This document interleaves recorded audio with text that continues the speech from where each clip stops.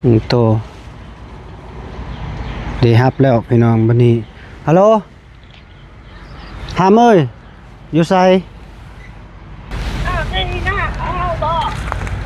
เจ้าอยู่ไสเดี๋ยวนี้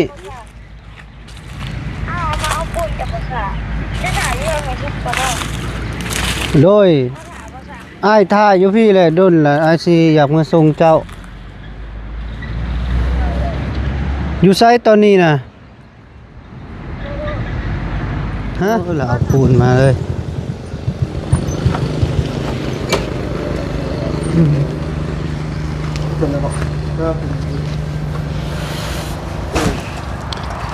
ท่ออยู่บ่สอบก็เรื่องเงิน5,000 กีบ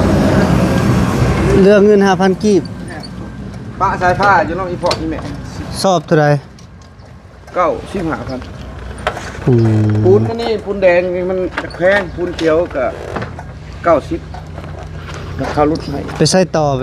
แล้วโทรหาคอยอยู่เอาพอดีบ่าวแก้วเอาเงินให้พอสร้างอีก100,000พี่น้องเนาะให้เราไปซื้อปูนเพราะว่าปูน2 สอบในยันบ่พอเนาะถอกเสาเนาะพอดีเป็น3 เสาพี่น้องเนาะแล้วก็ให้เราไปซื้ออีกสอบหนึ่งพอดีเป็น3 สอบอาจจะพอนะพอเนาะแม่น3 สอบพอดีสอบละเสาเนาะ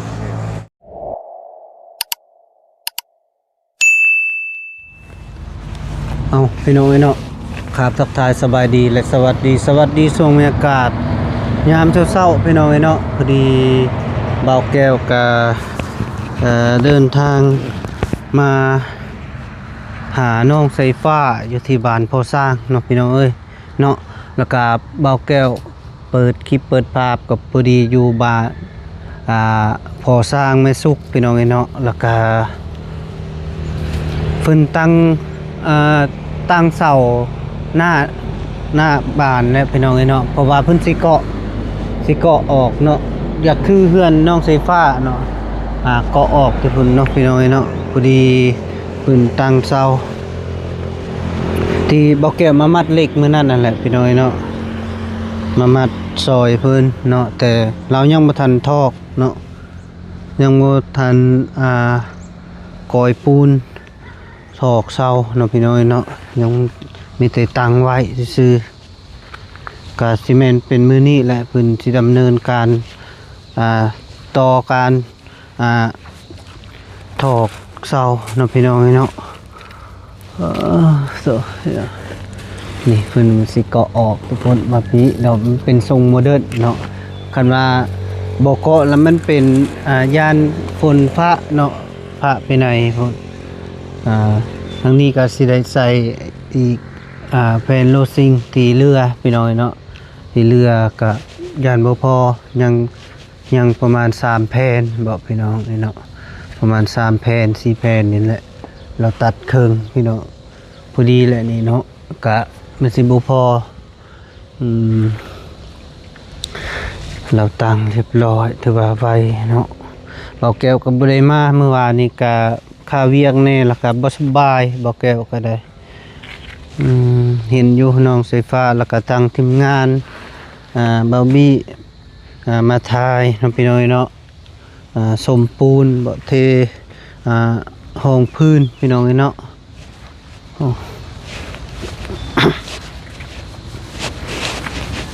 ไปพี่น้องไปเบิ่งไปหาน้องไฟฟ้าแล้วก็พอสร้างไม่สุกพี่น้องเนาะน้องไฟฟ้านี่ยังบ่ตื่นบ่จักถือว่ามิดใส่หม้อยเนาะหรือว่าไปทางใดล่ะ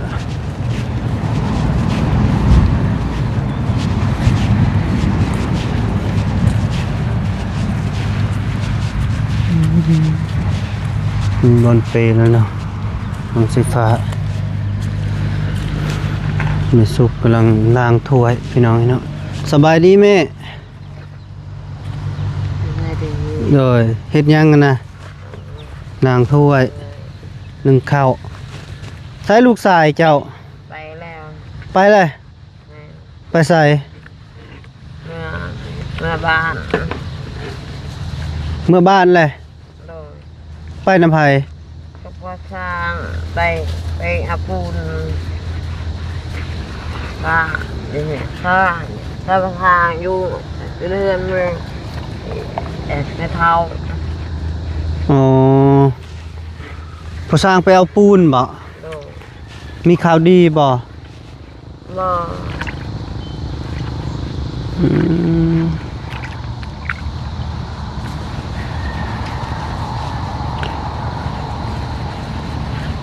พอสร้างยังบ่ทันไปเฮือนมนองอูนองอีบ่ ยัง ไปส่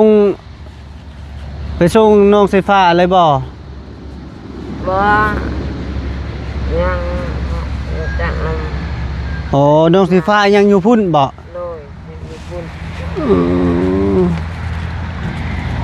ไปนำเอานี่เพราะว่าก้อยสิอันน่ะพาเราเมื่อบัดนี้พอสร้างแล้วไปเอาปูน เอาปูนอยู่ปูนบ้านห้วยปูนเป็นปูนอยู่ปูน อ๋อไปซื้อปูนอยู่บ้านห้วย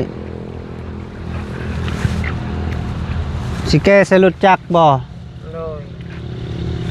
อืม ตัวหน่อยมาเนาะ แต่น้องไฟฟ้าแล้วอยู่เฮือนไม่เท่า โดย ไปเฮ็ดหยังบ่อยู่ ไปนอนอยู่พุ่น บ่จะเอาไปนำประสร้าง แล้วก็เพิ่นลงอยู่พุ่น ไปว่าอยู่พี่อยู่เป็นำแม่บ่ไปเป็นำประสร้าง อ๋อบ่อยู่เนาะนะแม่เนาะ อืมอยากไปนำผู้สร้างแล้วก็ลงอยู่พุ่นหรือว่าสิไปนำผู้สร้างเลย ว่าลงเฮือนไม่เท่ากันแล้ว ลงเฮือนไม่เท่าลงลินน้ำมูเนาะอืมก็สิมารับเอาลูกจะแล้วบัดนี้เด้อรับเมื่อสิมาส่งเลยเพราะว่ามานอนน้ำเจ้าก็2คืนแล้วเด้ โดย สมใจแหละเพิ่นกะ มาอบอุ่น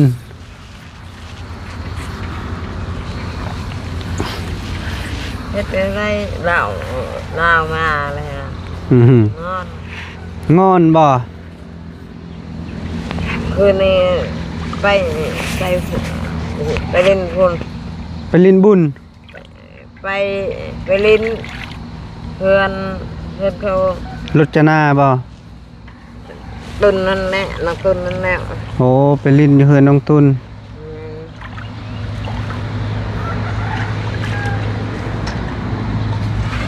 ใช้ลูกมาน้อยนะไปเบิ่งก่อนไปเบิ่งมาน้อยกิ๊กกิ๊กกิ๊กกิ๊กเตี้ยเอ้ยใส่ลูกจะนะลูก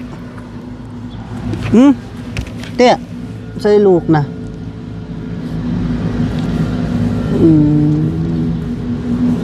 ลูกอีเตี้ยบังไว้อีกอย่าเต้งไหมลูก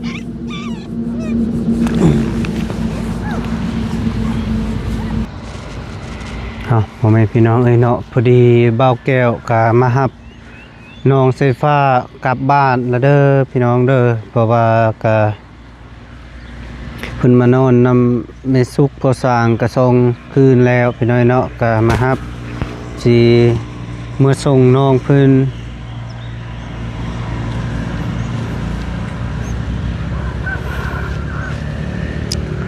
เพราะว่าน้องเพิ่นก็อยากลิ้นน้ำหมูแน่อยู่ปีกะบ่แม่นหมูผู้ชายดอกพี่น้อยเนาะก็เป็นหมูผู้หญิงแล้วก็มาลิ้นก็ทางนี้ก็เพิ่นก็คิดฮอดแต่นะ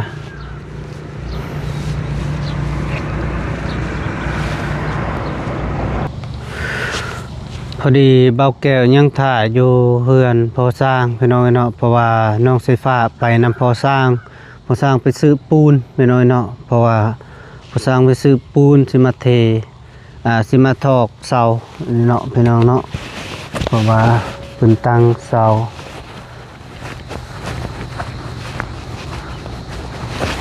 เบาแก้วยังถ่ายอยู่เนาะ ถ้าน้องเพิ่นมาเพิ่นแหละแล้วก็สิพาน้องเพิ่นมือเฮือนพี่น้องเนาะใส่ไม่สุกไปนำ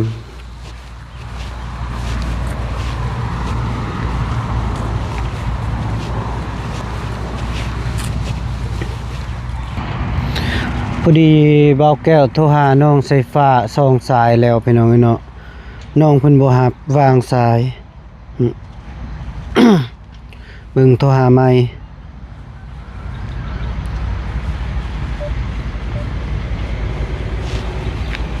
โตได้รับแล้วพี่น้องบัดนี้ฮัลโหลหามเอ้ยอยู่ไสเจ้าอยู่ไสเดี๋ยวนี้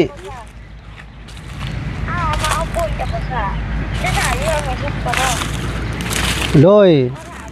อ้ายท่าอยู่พี่แหละดุนแหละอ้ายสิอยากมาส่งเจ้าอยู่ไสตอนนี้น่ะฮะ ก็สาม อยู่ไส จะไม่ไงอยู่จะไม่ไงค่ะไม่อยู่จะไม่เท่า อยู่กับไม่เท่าโอ้เจ้าย่างมาบ่ได้บ่หำ ว่าสิ ฮะ แล้วเราเมื่อเอาพูดก่อนแล้วมาส่งพูดก่อนเราจะมาเอา บ่เปิดกล้องให้เบิ่งดู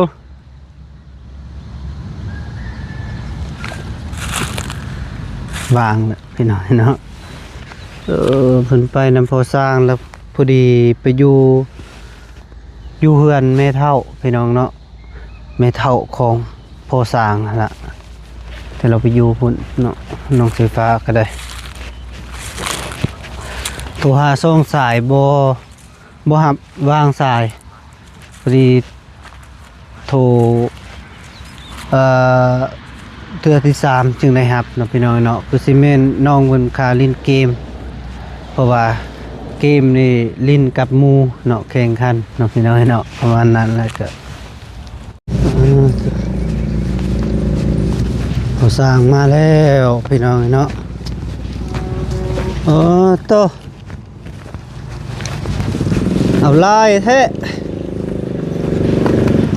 โอ้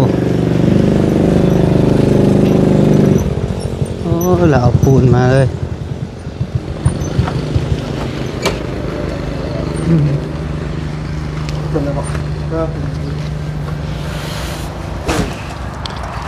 ท่ออยู่บ่สองสอบนี่ ก็เรื่องหาพันสี่ เรื่องเงิน 5,000 กีบ ปะสายผ้าจะน้องอีพอที่แม่ สอบเท่าไหร่ เก้าชิบหาพัน อืม ปูนนี่ปูนแดงนี่มันแพงปูนเขียวกับ90ราคาลดให้ ไปใส่ต่อไปนี่ ยังสิไปเอาลูกกับสิกอยปูนก่อนจะสิมาในพวกปูนนึงได้มันก็ อืม ชายปะในเพื่อนไปบอกนะ ไปเอาก่อนก็ได้เพราะว่าสิอันน่ะสิพาเพิ่นมือ เจ้าสิเข้าเมื่อเลยบ่หรือสิเข้าดงยาง บ่ได้เข้าเลยคาเวียกนี่มันเถื่อเอาตอนแรงพุ่นละเจ้าสิเทกอยปูนนี่หยัง ก้อนปูนเท่นี่แหละ อยากทอนี่บ่ หมดราคานี่แล้ว ถ้าใด ราคาบนไม้จุด อืมพ่ออยู่บ่เนี่ย ใช่ ส่งสอบพ่อบ่ แต่บ่พอแล้วเบิ่งในเงินนี่แหละเพราะว่าสอบนี่เฮามาเฮาสิได้ก่อนี่เด้ก่อสมมุติเฮาถอกมาถึงนี่ได้ก่อแล้วเทคานแล้วเฮาจึงได้ถอกเสาได้ เลย มันตามขั้นตอนมันบ่แม่นที่ถอก 3สอบพ่อบ่ ก็นั่นแหละ ค่อยสิเอาเงินให้ โดย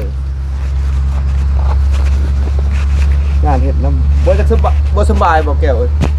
เจ็บคออยู่คืนนี้ก็ปวดขี้ลูกชายอะไรดิเนี่ย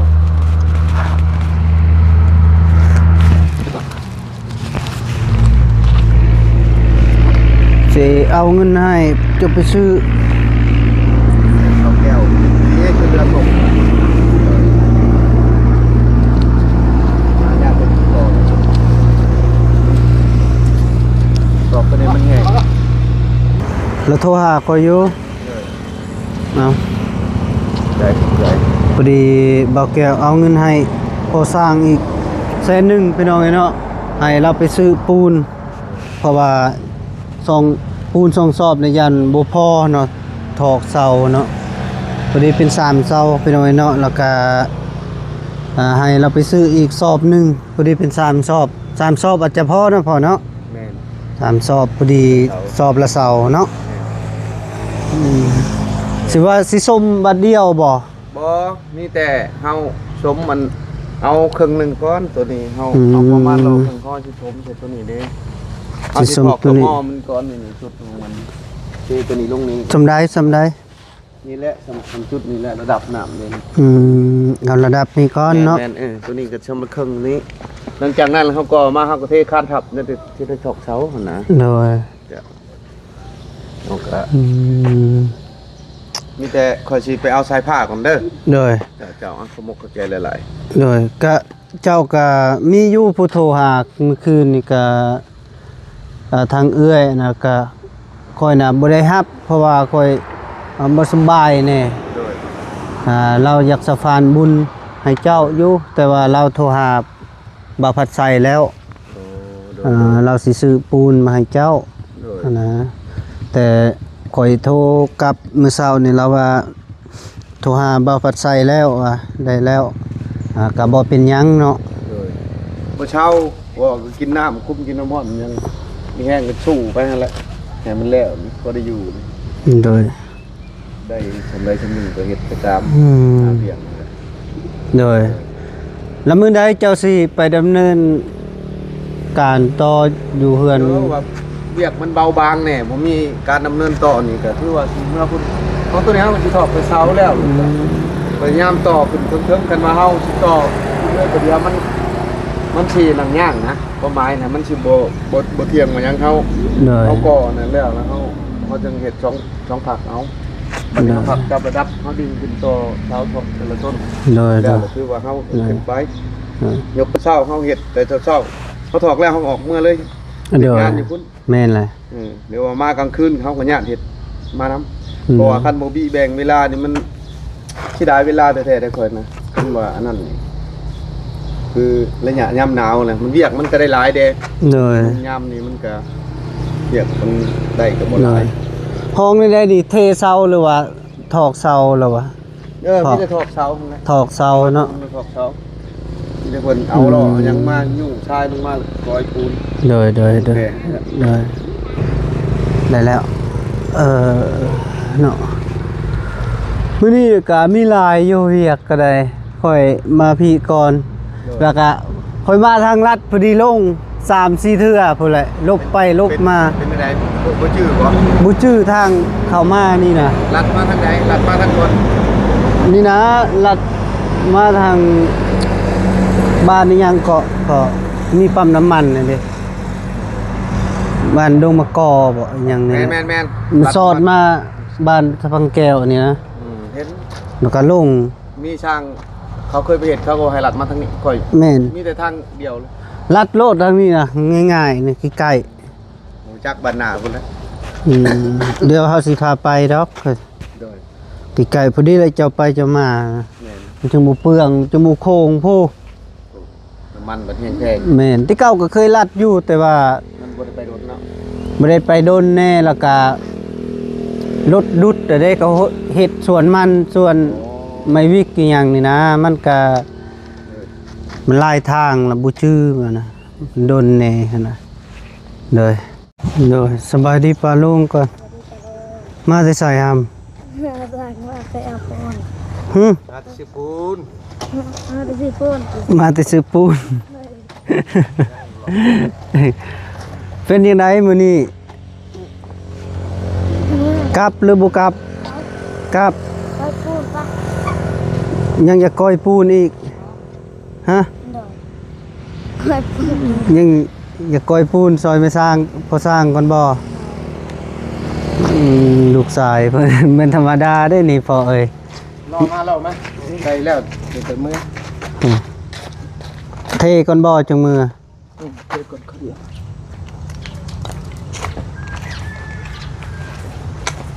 อืม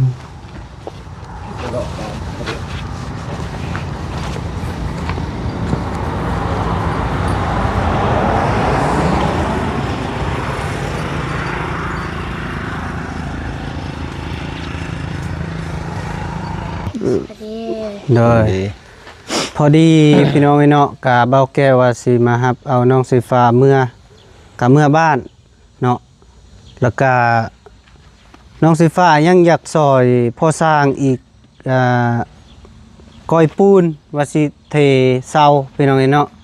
เทเสาหรือว่าถอกเสาพี่น้องไอ้เนาะกะเบาแก้วสิให้พ่อสร้าง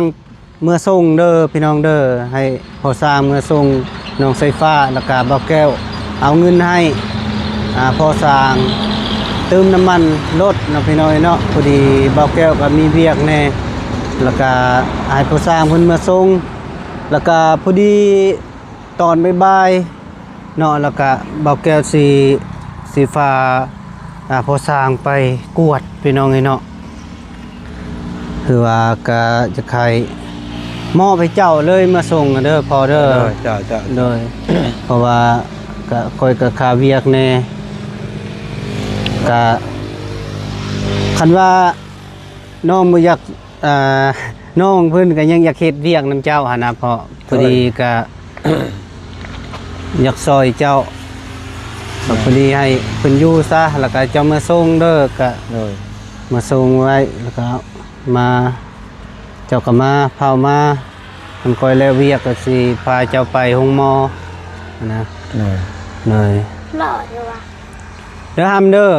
เมื่อนำพ่อเด้อปานนี้ เลย กะมื้อแรงกะอายก็สิขึ้นไปหาอยู่เฮือนดอกเด้อ เลย เลยเอาบ๊ายบายปานนี้เลย สวัสดี เอาพ่อแม่พี่น้องเนาะพอดีเบาแก้วก็ให้พ่อสร้างเนาะไปส่งน้องสีฟ้าตอนแรงเบาแก้วก็สิไปหาน้องสีฟ้าอยู่พี่น้องเนาะแล้วก็สิพาพ่อสร้างไปกวดอีกเทื่อนึงพี่น้องเนาะก็เราว่าบ่สำบายแน่นะก็สิไปส่งน้ำให้เราจากผู้ใดยังบ่ฮู้พี่น้องเนาะ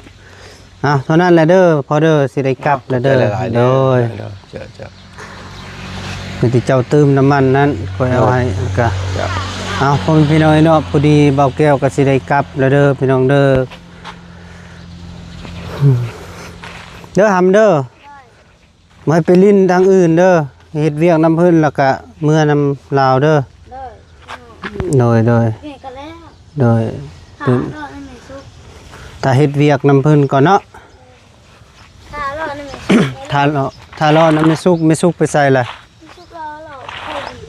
ดี โดย